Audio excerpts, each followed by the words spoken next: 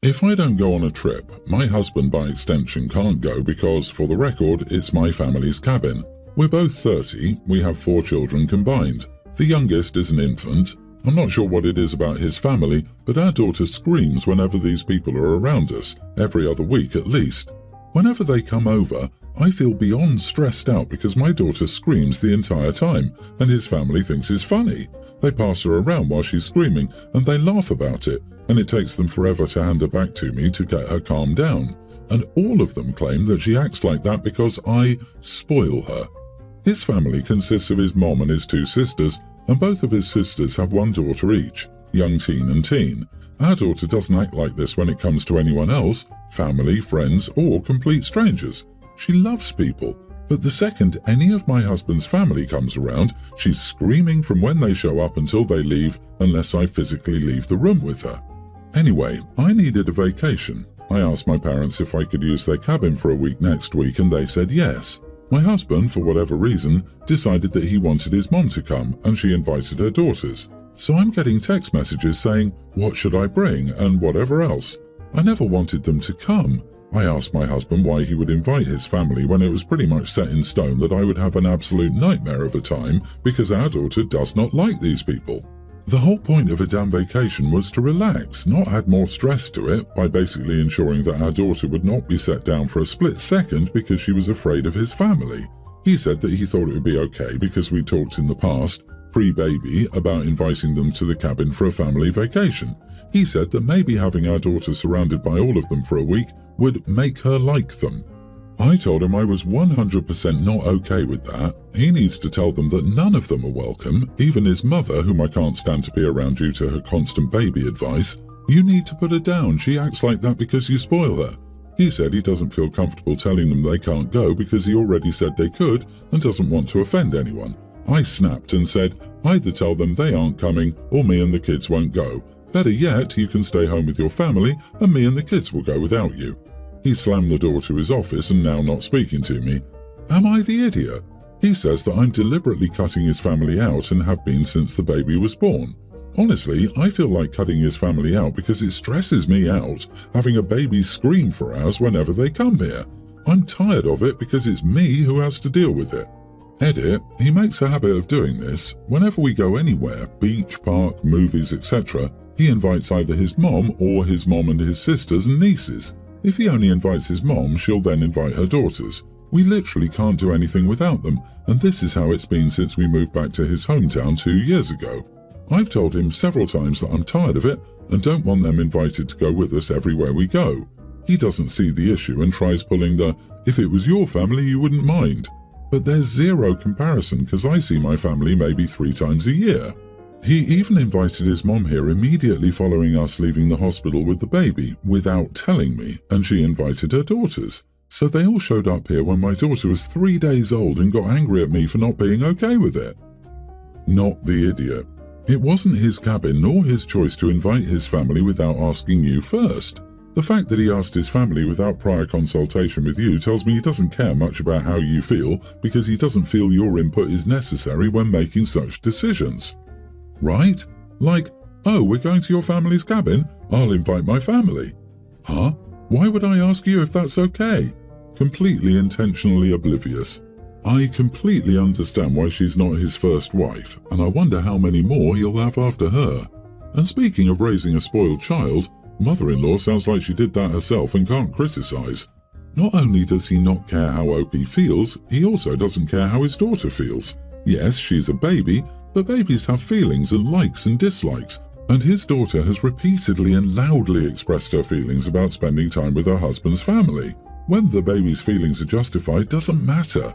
Her parents should respect them and protect his daughter from being passed around and laughed at when she clearly doesn't like it. I'm starting to think maybe his family is pinching her. This was my first thought. Someone in his family, maybe all, is pinching, pulling hair or sticking their fingernails into the baby's flesh. These would be incredibly easy to hide and cause that tiny baby pain. I can't imagine the week's worth of pain that the child would endure if they went to the cabin together. I wonder what the older children are experiencing. There must be something going on, but it would be more subtle. I, 24 female, named my toddler daughter Indy. My sister, 35, gave birth to her first child recently, my niece, and she also called her Indy. The name Indy was not one my sister had mentioned to me before I had my child. My boyfriend and I just really liked the name for our daughter. The name is not a family name either. I say all this because my sister is now unhappy and confusion has already started with my daughter and hers sharing the same first name. She got into a fight with our dad because he called them Big Indy and Little Indy, and he snapped back that he needed something to help him make it clear which Indy he was talking about. He also told her it would only get worse as they grew up.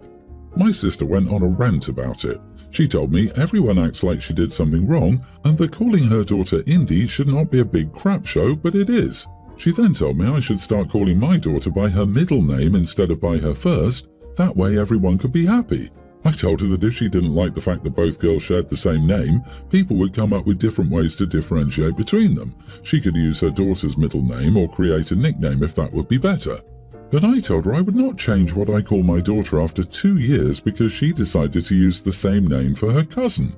My sister called me selfish. She told me that she had every right to name her child whatever she wanted, and I cut her off and said yes, but that it didn't give her the right to insist I call my daughter something else. She tried to get our mom to intervene with me and my dad. Mom told my sister that she should have seen this coming since Dad is all too experienced with the confusion of multiple family members with the same name because his family liked reusing the same few names throughout, and he had to do the same with his family members his whole life because of it. She also told her that I used the name first, therefore if she was unhappy with the name being used twice, it was up to her to change it. My sister claimed I should have been able to sit down and discuss a compromise instead of refusing outright and not engaging more. So, am I the idiot? My sister called me selfish. LOL, the hypocritical sentence of the week. And there is no compromise to be had here. Everyone acts like she did something wrong because she did. She used the same name that you did and expected you to change to suit her.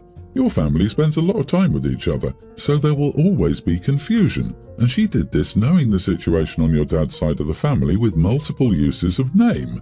Not the idiot at all, OP. I think it's hysterical that she's calling you selfish when she's the one who's causing all the problems and being demanding. Your comebacks to her were perfect. Your mom's right. Your sister should have seen this coming. It's not your responsibility to clean up her mess by changing your daughter's name. She's the one who needs to come up with a solution if she's so bothered by the confusion. You've done nothing wrong, and it's unfair for your sister to pressure you. Your sister needs to grow up and accept the consequences of her own actions. I, 29 male, and my wife 30 have been together for 7 years and married for 4. Last year she came up with the idea of an open relationship to try out new things. I said it's not something comfortable for me and would like to stay monogamous. It felt weird because it came out of nowhere. We were doing well and planning to build a family together. After my reply, she insisted a lot. In the end, I decided to give it a try. Here are the boundaries she set. You should always prioritize the spouse instead of the other partner. Always use protection. Do not bring the partner to the shared house. Do not form overly emotional connections. I told her I wasn't sure if I could do some of these things. I'm an emotional person, though I love the physical part too. She said it's okay, I'll be able to do it, and it's hard for men to form emotional relationships in such cases anyway. She found a partner quickly and easily. My wife was my first relationship partner, so I wasn't confident in myself. I didn't have great chances when I was in my 20s. Eventually, after clearing out most of my work, I decided to try finding a partner in my spare time. Surprisingly, I was flocked with interest from younger women and women around my age. I knew maturing and aging did a great job for me, but not to this extent. I started talking to multiple people, but decided to go ahead with only one of them. When I shared this information with my wife, she seemed surprised but congratulated me. She said she was shocked at how beautiful this woman was and I was able to get her. It's been 10 months since I found a partner, but the more I got to know them and spent time with them, the more we formed an emotional connection. This woman is aware of my situation and respects my boundaries. I realized I lost my emotional and physical connection with my wife over time. I know one of the boundaries was about emotional connections and prioritizing the spouse, but I told her I wasn't sure if I could comply with some of these. I had a difficult talk with my wife last week about my situation. She immediately offered to close the relationship and go to couples counseling, but I'm not interested, to be honest. She feels no different than a friend to me. I'm afraid I built resentment for her due to the open relationship situation. I told her it would just extend the misery for me and I would like to have a divorce. She flipped and cried, saying I was throwing everything away just for a fling. Am I the idiot here? Not the idiot. A story as old as time. She dug her own grave here, and she already had someone in mind, which is why she pushed for it. You didn't throw everything away for a fling. That sounds like a projection on your wife's behalf, who seemed to have someone lined up very quickly. Yep, and just how much you want to bet that partner she found quickly was lined up already? Given she suggested that new arrangement out of nowhere and then conveniently insisted a lot until he gave in, 100% that other dude was already around in some way. She was already having an affair with the other person and did this to make herself feel less guilty. That's what I took from it too. The wife was both surprised that OP found someone and then surprised again at how beautiful the woman was. She liked the convenience of the marriage, and maybe her own fling isn't going as well. Dude, your wife took a huge risk opening up the marriage, and you were honest with her about your emotional connection personality. In my opinion, she's facing the consequences of her actions. Better off without her. Good luck with your future. Growing up, I, 21 female, was a difficult child and was always rude to my mom. She passed away in 2019 and I was quite honestly extremely broken and couldn't forgive myself for the way I treated her while she was alive. My dad had apparently been planning on remarrying and started seeing my now stepmother at the beginning of 2020. They got married in December 2020. The most hurtful thing about this was that he didn't tell me about her. I accidentally found out and had to confront him, and only then did he tell me he'd been planning on remarrying. I tried to get along with her and be as nice as I could allow myself to be since I was still grieving. Things didn't go well and we got into fights all the time because she was always trying to control my daily life and be involved in my academics, which I didn't feel comfortable with since neither of my parents ever did that. I've always been independent and self-sufficient with my education and career decisions. They would only ever advise me. She kept making comments like, "You can't study such a difficult course. Your dad should have chosen something easier and less expensive," which made me angry. Things kept spiraling and it got to a point where she would be jealous of the smallest forms of support or efforts my dad put in for me, with sarcastic remarks like, "I don't understand why you keep prioritizing your daughter over everyone else in your life. It's like you can never love anyone more than her." Note, my dad isn't big on affection or caring words, gets easily flustered or awkward with affection. I later found out that my dad and his mother gave her my mom's most valuable belongings, including her jewelry. They haven't even mentioned it to me. I told him I was upset about it and didn't want somebody else to have my mom's belongings. He said those things were bought with his money and that I'm not old enough to worry about them. The fights got worse and she would blame me every time for wasting my dad's money. I was telling him what outfit I wanted for my birthday. One time it spiraled out of control and she told me to never eat the food she made and asked me to get out. My dad didn't stand up for me and only dropped me off at my friend's place for the weekend. I told him he was a horrible parent for not standing up for his child and letting his wife treat me this way, and that I'd never forgive him for giving up my mom's gold to her. I told him I'd never seen him respect my mom's opinions or wishes and that it wouldn't change the fact that he was a horrible husband just because he supports my stepmother with all her opinions and wishes now. Not the idiot. Your dad sure is one though. You're 21 years old and not old enough to be worrying about these things. You're an adult now. It's fine to go low or no contact with crappy people. However, I'm being petty. Every time you see her wearing the jewelry, say with a snarky voice, "Mom's jewelry looked better on Mom. She had class." Brilliant. Tell her that every time you see her. Your dad has grossly let you down for years, if not maybe your entire childhood. He may be legally fine, but giving your mother's jewelry to his wife was morally wrong and just tacky. And I can't imagine taking the jewelry of a woman who passed and left a grieving child. Sounds like your dad and his wife deserve each other, as they're both terrible. I'm sorry you're going through this. Please keep working hard in school and build a good life for yourself. Eventually, you'll never have to see these people again. My boyfriend and I have been together for 2 years. From the beginning, I was upfront about wanting a long-term relationship and probably marriage in a few years. He said okay, but never moved the relationship along. I had to bring up that we'd been dating for months and should be exclusive, and he said that it was too early but wanted to move in together. So I never got the sense he wanted to get married despite him saying he did. He will say whatever he thinks I want to hear. He's a salesperson who is very charming and personable, but it's hard to trust him because of those traits as well. He said that marriage is outdated and unnecessary, and men should want to stay in a relationship without a piece of paper. Of course, there is how men get screwed in marriage, and so that's why men don't want it. Recently, a mutual friend got pregnant by her boyfriend of 5 years, and she obviously wants to get married and have the baby in wedlock.